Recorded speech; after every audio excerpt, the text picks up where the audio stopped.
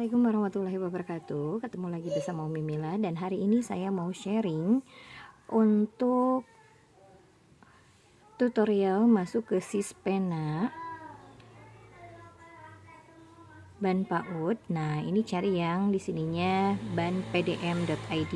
Ini untuk Sispena tahun 2024. Jadi klik yang ini ya. Nah, klik yang itu. Kemudian di sini ada NPSN. Oke, kita mau cek dulu ya. Nah, NPSN dan juga di sini ada username. Nah, username-nya boleh cantumkan NPSN lembaganya sendiri sesuai dengan NPSN ya. Jadi username-nya juga sama. Nah, oke. Kita sambil tunggu. Nah, ini sudah ada. Kemudian di sini ada input PPA. Nah, oke, ada input PPA.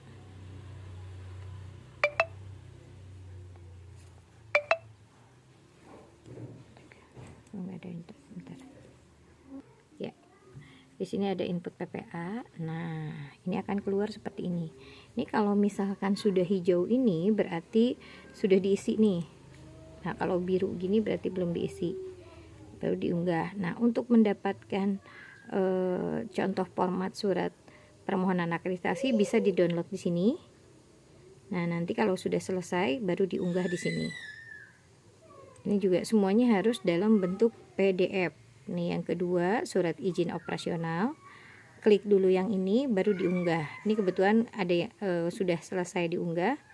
Sekarang yang ketiga, jumlah peserta. Nah, jumlah pesertanya juga sama diunggah.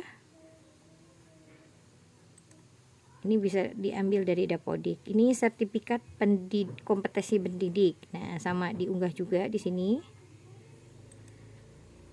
Nah, yang kelimanya adalah KTSP, kurikulum tingkat satuan pendidikan. Jadi teman-teman boleh menggunakan kurikulum KTSP ataupun kurikulum Merdeka, tergantung dari lembaganya masing-masing. Nah, setelah ini nanti akan muncul yang PPA seperti ini. Nah, kalau yang warnanya hijau itu berarti sudah diisi. Nah, yang warnanya 1 dan 2, ini yang warna biru ini 1 dan 2 berarti belum diisi. Nah, teman-teman nanti boleh isi satu persatu seperti ini misal. Nah, klik di sini akan keluar unggah file, terus kemudian unggah filenya nanti harus bentuk PDF. Jadi unggah file di sininya, terus ini juga sama, yang ini juga sama, ini juga sama. Nah, ini untuk standar yang ke-1. Jadi deteksi pertumbuhan anak. Yang kedua, deteksi perkembangan anak. Nah, sama diunggah file juga di sini. Ini analisis untuk capaian perkembangan anak sesuai dengan kelompok usia yang berkembang. Misal dari KMS atau screening juga boleh, simpan di sini. Nah, yang kedua, standar kedua, nih ada muatan materi pembelajaran. Ini udah diunggah nih, metode pembelajaran sama lembar pengesahan minimal dari pimpinan lembaga. Ini kalau sudah diunggah bentuknya seperti ini. Nah, ini kalau sudah diunggah. Jadi kita bisa mengedit kembali kalau sudah diunggah, atau nah ini kalau sudah diunggah seperti ini bisa dilihat, dan ini bisa diedit. Kalau misalkan aduh ini salah nih, mau diedit, boleh diunggah di sini gitu. Lanjut yang berikutnya di acuan standar. Nah, acuan kurikulum tingkat satuan pendidikan ini ada kurikulum campuran nasional dan lokal. Boleh diunggah di sini, atau misalkan memakai yang standar nasional. Nah, boleh di sini unggah. Begitupun kalau menggunakan kurikulum campuran standar nasional dan internasional. Nah, berikutnya untuk standar untuk yang dokumen yang ketiga ini terkait data peserta didik. Ini bisa diambil dari Dapodik. Nanti misalkan di sini kok tidak sesuai ya dengan di Dapodik jumlahnya, ya nggak apa-apa, ini abaikan saja. biasanya memang ada beberapa yang error seperti ini, tapi teman-teman tetap masukkan peserta didik sesuai dengan peserta yang ada di lembaga masing-masing.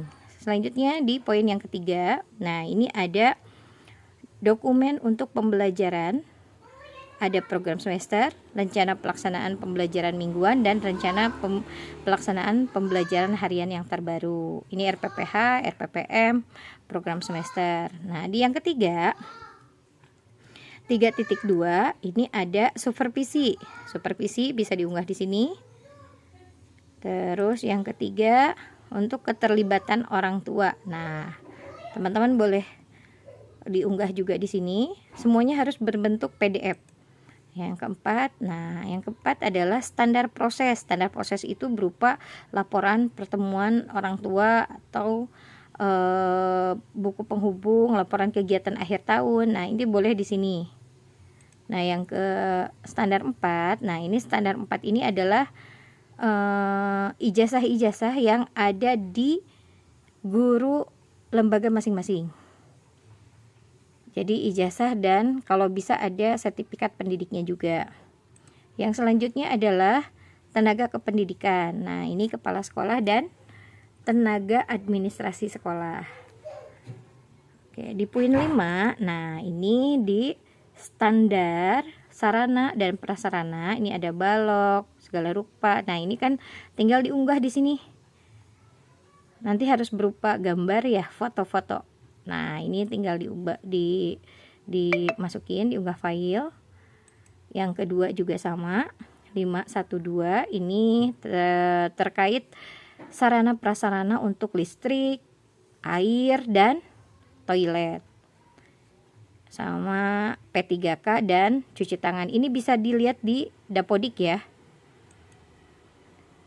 Untuk pemutakhiran datanya. Nah, ini juga sama. Ini untuk lahan, luas lahan, ini bisa dilihat dari sertifikat. Jadi sertifikatnya boleh diunggah di sini, atau hak guna pakai atau wakaf juga bisa. Selanjutnya di butir dokumen sarana prasarana. Nah, ini ada status lahan Dapodik. Ini juga sama, boleh sewa pinjam atau milik sendiri, nanti diunggah di sini. Selanjutnya ada data sarana. Nah, ini ketersediaan bangunan dan ketersediaan ruang bermain dan belajar. Ini adalah foto bangunan di satuan PAUD dan ruang belajar atau bermain di satuan PAUD.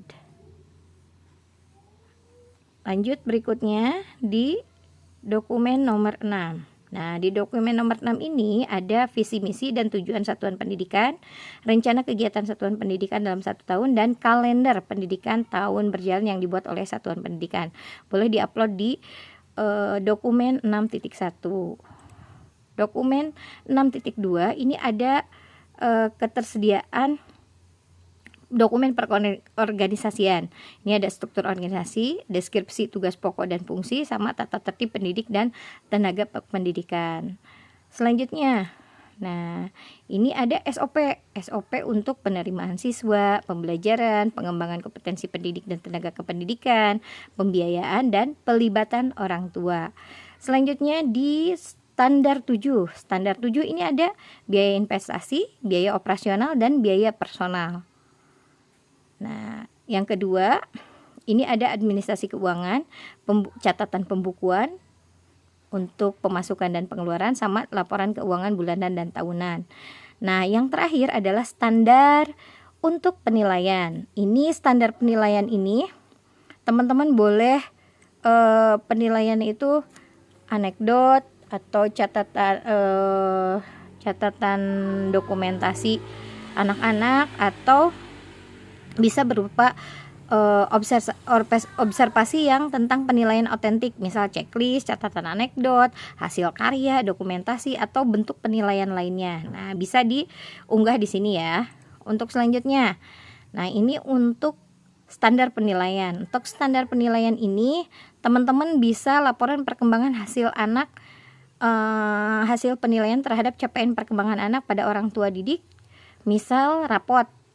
Nah, boleh di sini difotokan rapot untuk yang depannya, yang cover, terus di tengah-tengah sama yang di belakangnya. Jadi nanti dikolasekan, terus unggah ke sini. Oke. Nanti catat juga ya di sini misal. Nah, lembaga sudah.